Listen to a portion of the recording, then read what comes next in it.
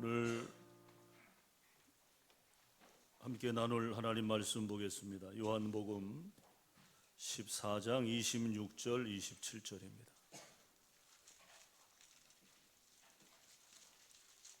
요한복음 14장 26절 27절.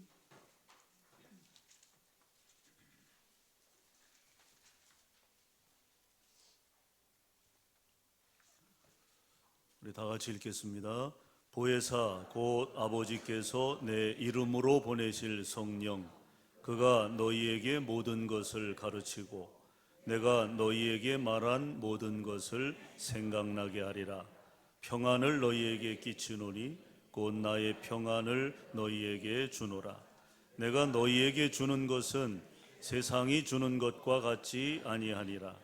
너희는 마음에 근심하지도 말고 두려워하지도 말라. 아멘. 자, 오늘 우리 이렇게 좀 인사 나누면서 말씀 나눴으면 좋겠습니다. 우리 옆 사람 보시고 당신에게 주의 평안이 있기를 원합니다. 이렇게 좀 인사 나누세요.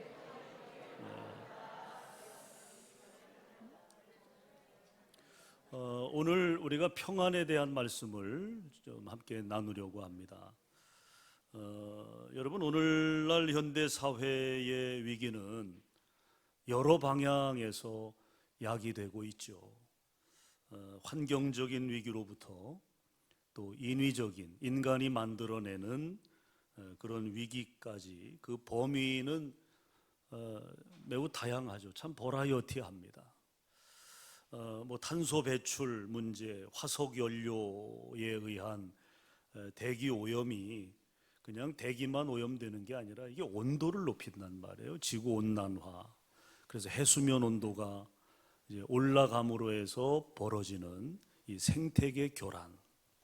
이것이 앞으로 뭐 10년 그 전후로 해서 직접적으로 이제 우리 생계에 영향을 이제 끼치게 되는 이제 그런 상황 앞에 인류가 놓이게 될 것으로 그렇게 이야기하고 있죠. 그래서 창조 질서가 파괴되는 이 현실적 문제, 이 어제 오늘의 문제는 아니라고 하는 것입니다. 그래서 우리가 가급적이면 이 환경 오염을 줄이기 위해서 노력을 해야죠. 특히 농촌 지역에 많은 농약들이 살포되고 또 환경 오염의 요인들을 직접적으로 안고 있는 것이 사실은 농촌 지역이거든요. 우리가 이 농촌에 살고 있는 또 하나님의 사람들로서 이 환경의 오염을 줄이는데 우리가 솔선수범하고 올해는 우리가 못했지만 내년에는 우리가 거리 청소를 이제 하려고 합니다. 목회 계획 안에는 있었지만 뭐 코로나가 터지고 하는 바람에 우리가 그렇게 못했는데 내년에는 이 지역에 우리가 좀 이 쓰레기 거리 청소도 좀 하면서 그렇게 좀 주변 환경을 우리 그리스도인들이 좀 솔선수범해서 그런 오물들, 쓰레기들을 좀 수거하는 그런 일을 좀 하려고 합니다. 참 중요한 일이에요. 우리가 지나가다가 쓰레기를 이렇게 떨어져 있으면 그것을 주워서 그것이 땅에 묻히게 되면 썩질 않잖아요. 오염이 그대로 되는 거죠. 또 얼마 전 우리 한반도 내륙 우리와 인접한 괴산에서 진동 규모 4가 넘는 지진이 발생했어요. 저도 깜짝 놀랐어요. 그냥 뭐 건물이 쿵 하면서 이렇게 진동을 하는 바람에 이게 뭔 일인가 순간 놀랐는데 막 뭐 알람이 뜨고 경보가 울리고 그러더라고요. 지진이 뭐 괴산이면 멀지 않잖아요. 4가 넘는 지진이 발생을 했습니다. 뭐 포항 지진에 비하면 이제 조금 수치가 낮아서 참 다행이지만 이제 그런 현상들이 환경의 재앙을 예고하는 이제 하나의 그 시그널이 되는 거죠. 사인이 되는 거죠. 또 멀리 볼 것 없이 인위적 재앙을 자초하고 있는 북한의 핵무기 실험 예고, 뭐 곧 임박했다고 이야기하지 않습니까? 이제 핵실험을 한다. 그런 예고가 계속 되고 있고요. 또 미사일을 계속 쏘잖아요. 미사일을. 우리를 불안케 하고 위기를 조장하는 명백한 행위임에 틀림이 없습니다. 근데 지금 여러분, 저 백두산이 활화산이잖아요. 활화산. 근데 백두산이 화산 폭발을 하게 되면 한반도에 치명적인 재앙을 불러온다고 하지 않습니까? 그런데 이미 그 조짐이 나타나고 있고요. 또 북한이 이제 지하에서 핵실험을 하게 되면 그 진동에 의해서 자칫 백두산의 화산이 이제 폭발하는 그런 원인이 될 수 있다. 그래서 이 환경운동가들이 그런 경고를 하지 않습니까? 그럼에도 불구하고 여전히 핵실험을 예고하고 있는 이런 우리가 처한 이 한반도의 어떤 그 위기감이 지금 팽배한 가운데 있다는 것이죠. 또 우리가 요즘 뭐 계속 이 이태원 참사로 인해서 우리 사회가 참 많이 힘들지 않습니까? 어처구니 없는 참사로 인한 사회 안전망의 불신, 사회 안전망의 불신. 그러니까 이런 것들은 참 건강한 사회로 나아가는데 큰 장애가 되는 거예요. 우리가 뭔가 안전함을 느끼고 뭔가 이렇게 좀 체계적인 질서 하에 우리의 삶을 추구하기를 원하는데 이제 그런 것들이 우리를 두려움과 염려 가운데로 몰아넣고 있는 거죠. 그래서일까요? 우리나라 약국에서 가장 많이 팔리는 약이 감기약도 두통약도 아니고 신경안정제라고 하는 이 통계는 이미 오래전에 나온 통계입니다. 신경안정제가 가장 많이 우리나라 약국에서 팔린다는 거예요. 마음이 불안정하다는 거죠. 또 그것이 내성을 갖다 보면 약이 내성이 생기면 잘 듣지 않아요. 그래서 더 센 것을 찾게 됩니다. 더 센 것을. 그러다 보니 지금 우리 사회 안에 다양한 종류의 환각제나 마약이 소통되고 있다는 거예요. 그것도 젊은 세대들 사이에서 말입니다. 참 심각한 문제죠. 여러분, 이런 현상이 왜 나타날까요? 그 이유는 매우 단순하다고 봅니다. 즉, 괴로움이나 고통을 잊기 위해서라는 거예요. 괴로움이나 고통을 잊기 위해서. 마음의 불안으로부터 해방되어 어떤 안정감을 얻기 위함이라는 거죠. 그래서 그런 환각제나 그런 마약류에 손을 대는 거예요. 그러나 예수님은 분명히 말씀하십니다. 세상은 진정한 평안을 줄 수 없다고요. 예수님의 말씀이에요. 세상이 주는 평안은 1차원적이고 임시변동적이며 한순간의 찰나적 평안에 불과하다. 이게 주님의 말씀이에요. 자, 여러분, 그렇다면 왜 이처럼 세상에는 진정한 평안이 없는 것일까요? 그 이유는 한 가지입니다. 따라합시다. 하나님과의 평화가 깨졌기 때문이다. 믿습니까? 하나님과의 평화가 깨졌다는 거예요.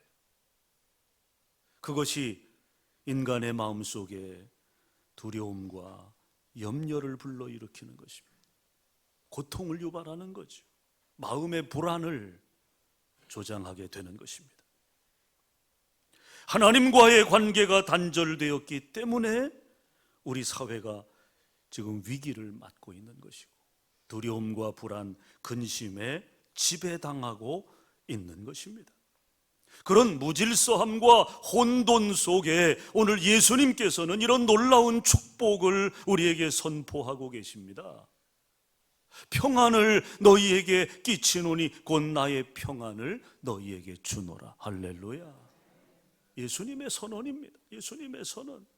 평안을 너희에게 끼치노니 곧 나의 평안을 너희에게 주노라. 여러분, 예수님의 축복 선언 중에 가장 위대한 것 하나가 있다면 그것이 바로 오늘 본문입니다. 평안의 선물이, 평안의 선물. 나의 평안을 너희에게 주노라. 나의 평안을 너희에게 주노라. 그렇습니다. 누구든지 예수님이 내 마음에 들어오시기만 하면 모든 불안 그리고 두려움은 사라지고요, 마음의 평안, 심령의 평안이 넘칠 줄로 믿습니다. 수면제 먹지 않아도요, 수면제 먹지 않아도 예수님이 내 마음에 들어오시면 우리가 단잠을 자게 됩니다. 여러분, 이것이 십자가의 능력이에요. 예수님은 십자가를 통해 하나님과의 평화를 이루셨기 때문에 우리에게 참된 평안을 주시는 것입니다.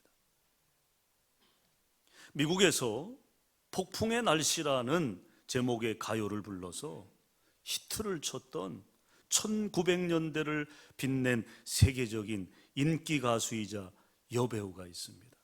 에텔 워터스라고 하는 여인입니다. 사실 그녀는 비참한 환경에서 태어났어요. 비참한 환경에서 어머니가 성폭행을 당하게 됩니다. 그 일로 해서 잉태된 것이 바로 에텔이었어요. 그렇게 세상에 태어난 후 그녀는 아버지가 누군지도 모른 채 가난한 빈민굴에서 처참하게 살게 됩니다. 처참하게 살게 돼요. 그런 어두운 배경 속에서 자란 에텔은 노래를 잘했어요. 노래의 은사가 그녀에게 있었던 거죠.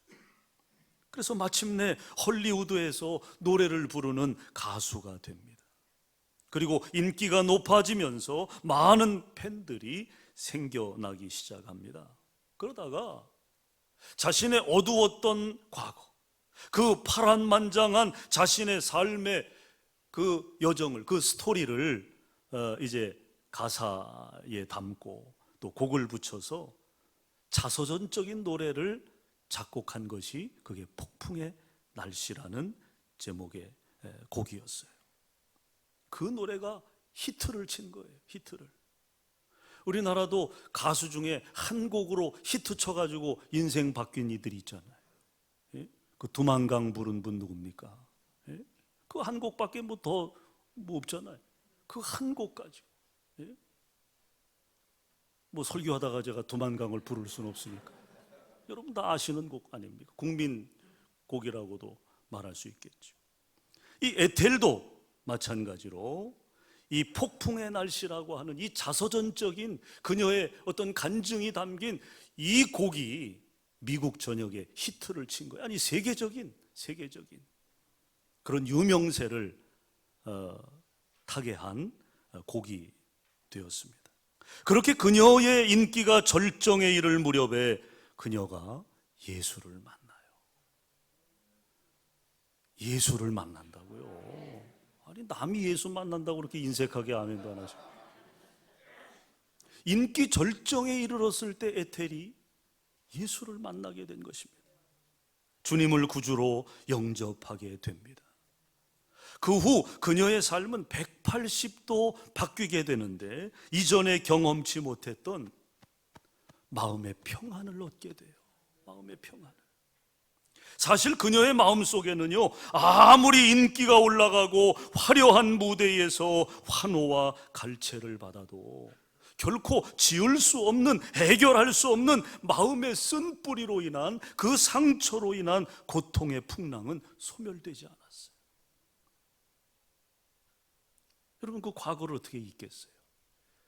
불행했던 자신의 출생으로부터 그 험난했던 그 빈민굴에서의 생활, 그것만 생각하면 마음이 우울해지는 거죠. 그 쓴 뿌리가 뽑혀지질 않는 거예요. 계속해서 그녀의 인기는 고공행진을 달리지만 그녀의 마음은 바닥을 기는 거죠. 바닥을. 어둠 가운데 쌓여 있는 거죠. 그랬던 그녀가 달라지게 된 것입니다. 누구로 인해서? 예수로 인해서. 할렐루야. 예수로 인해서 그녀의 인생이 180도 달라졌다는 거예요. 폭풍우와 풍랑 대신 주님이 주시는 평안이 찾아온 것입니다. 그 이후로 에텔은요, 어느 무대에 쓰든지 이제 그녀의 히트곡이니까 폭풍의 날씨를 불러달라고 요청을 하면 그녀는 이렇게 대답을 했다고 합니다. 나는 예수님을 마음에 모시고 살기 때문에 더 이상 내 마음속에는 폭풍이 일지 않습니다. 지금 제 마음속에는 평화와 기쁨이 충만합니다. 다시는 폭풍의 날씨라는 노래를 부르지 않습니다. 예수님께서 나의 마음 가운데 평안을 주셨기 때문입니다. 그녀는 관객의 요청에도 불구하고 그 노래를 부르지 않았다는 거. 왜? 나는 지금 우울하지 않다는 거죠. 나는 지금 슬프지 않다는 거죠. 내 안에 주님이 계시고 그 주님이 주시는 평안이 너무 크고 귀하고 복된 것이기 때문에 자기는 폭풍의 날씨를 부르지 않는다. 여러분, 요즘 사는 아파트를 가보면요, 이제 구조 변경들을 많이 하죠. 저도 서울 살 때 주로 아파트에서 생활을 했어요. 아파트에서. 그래서 구조 변경을 많이 합니다. 기존에 지어진 구조를 이렇게 변형을 해서 베란다를 트고 통창을 통해서 이제 시원하게 이렇게 밖을 내다볼 수 있도록 그렇게 구조 변경을 많이 해요. 그리고 이제 대부분 큰 창이, 이제 아파트를 우리가 들어가 보면 이제 큰 통창이 거실에 있지 않습니까? 그래서 밖이 시원하게 잘 보이죠. 특히 밖에서는 비바람이 몰아치고 눈보라가 쳐도 아파트 안에서는 가벼운 옷차림으로 편안하게 소파에 앉아 차를 마시며 밖을 내다보는 여유를 즐길 수가 있습니다. 그것이 가능한 이유가 뭡니까? 지금 밖은 막 눈보라가 치고 그렇게 궂은 날씨임에도 집안에서 가벼운 옷차림으로 따뜻한 차를 한 잔 마실 수 있는 그 여유가 가능한 이유가 뭘까요? 그 이유는 창문 안에 있기 때문에 그런 거예요. 너무 그냥 이유가 시원찮아가지고 그러십니까? 창문 안에 있기 때문에. 단순하지만 그러나 거기에 진리가 있는 거죠. 창문 밖은 지금 요동을 칩니다. 추운 날씨고 눈보라가 칩니다. 그러나 그 창문 사이 이쪽 너머에서는 가벼운 옷차림으로 아메리카노를 마시면서 그렇게 유유자적할 수 있는 이유는 창문 안에 있기 때문이라고 하는 거죠. 여러분, 마찬가지. 우리가 예수 그리스도 안에 있기만 하면 세상의 그 어떤 거친 풍파나 환란의 바람이 몰아친다 해도 우리는 참된 평안을 누릴 수 있는 줄로 믿습니다. 주님 안에 있는 게 이렇게 중요한 거예요. 주님 안에 있는 게. 그래서 사도 바울은 자신의 삶의 체험을 통해 이런 비결을 가르쳐 줍니다. 골로새서 3장 15절입니다. 거기 이렇게 기록되어 있어요. 그리스도의 평강이 너희 마음을 주장하게 하라. 바울이 그렇게 복음을 외쳤어요. 너희 마음에 그리스도의 평강이 주장하도록 하라는 거죠. 그로 인해 바울은 때때로 마치 이 가시 정도가 아니라 말뚝으로 쑤시는 듯한 고통을 겪으면서도 그는 내적 평안을 누렸다는 거예요.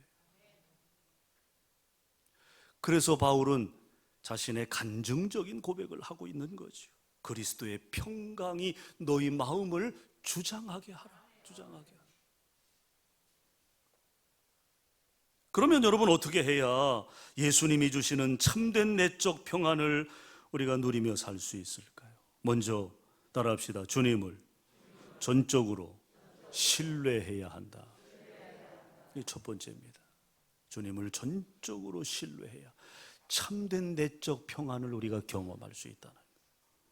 여러분, 예수님은 제자들에게 복잡한 이론을 제시하지 않았습니다. 오늘 본문 끝절 보면요, 이렇게 간단하게 당부하셨죠. 너희는 마음에 근심도 말고 두려워하지도 말라. 얼마나 단순한 제시입니까? 그런데 이 말씀의 전제는요 1절에 있어요. 오늘 본문 1절에 이 말씀의 전제가 있어요. 1절로 건너가 보면 거기 뭐라고 돼 있어요? 너희는 마음에 근심하지 말라. 하나님을 믿으니 또 나를 믿으라. 여러분, 마음의 안정이란 단순히 감정 조절이나 적극적인 사고 훈련에서 오는 것이 아니에요.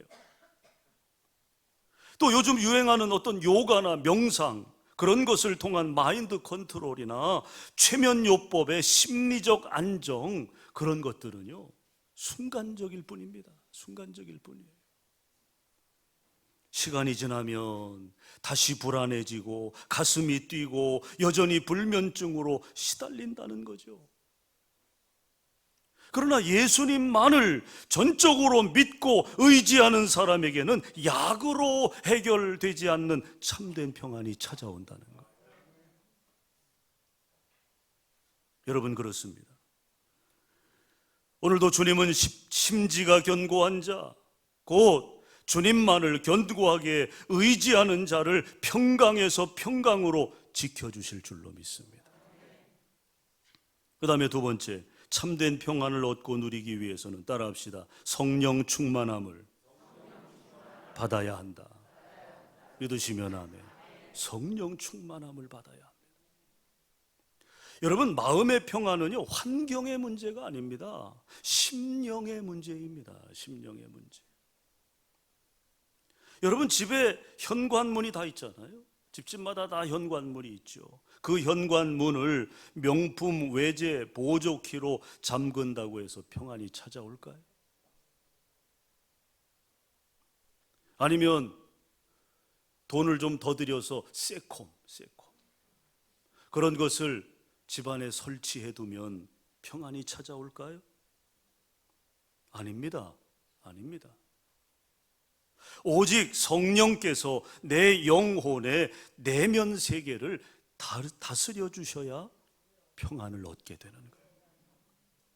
그래서 요한복음 20장 21절에서 22절 보면요, 부활하신 예수님께서는 제자들에게 너희에게 평강이 있을지어다, 너희에게 평강이 있을지어다, 그렇게 인사하시고 나서 그 다음 절 곧바로 이어지는 말씀 가운데 보면 성령을 받으라, 성령을 받으라, 그렇게 축복하셨어요. 너희에게 평강이 있을지어다, 성령을 받으라. 왜 예수님은 평강과 성령을 연결하셨을까요? 그것은 성령님만이 내 마음의 내면 세계를 다스려 주시기 때문입니다. 우리가 요가를 한다고 내 마음을, 내 내면을 다스릴 수 있는 게 아니에요, 여러분. 우리가 잘 알듯이 구약시대의 사울왕은 어떠했습니까? 성령이 떠나는 순간부터 그는 심리적 불안에 사로잡히게 되었어요. 우울증에 시달렸어요. 그 시점이 성령이 사울을 떠난 시점부터였습니다. 그러나 다윗은 어떻습니까? 다윗은 성령 충만함을 받을수록 더욱 담대해지며 어떤 위기 상황에서도 마음의 평정을 유지했다는 거예요. 그러니까 사람의 문제가 아닙니다. 성령이 그 안에 있느냐 없느냐의 문제라는 거예요. 사랑하는 여러분, 이러한 평안이 성령 안에서 여러분에게도 임하기를 간절히 축원합니다. 그래서 내면적 평안을 통해서 다이나믹한 삶을 사는 우리 소태교회 성도들이 되었으면 좋겠습니다. 끝으로 심령의 평안을 누리기 위해서는 따라합시다. 기도가 생활화되어야 한다. 기도의 생활화입니다.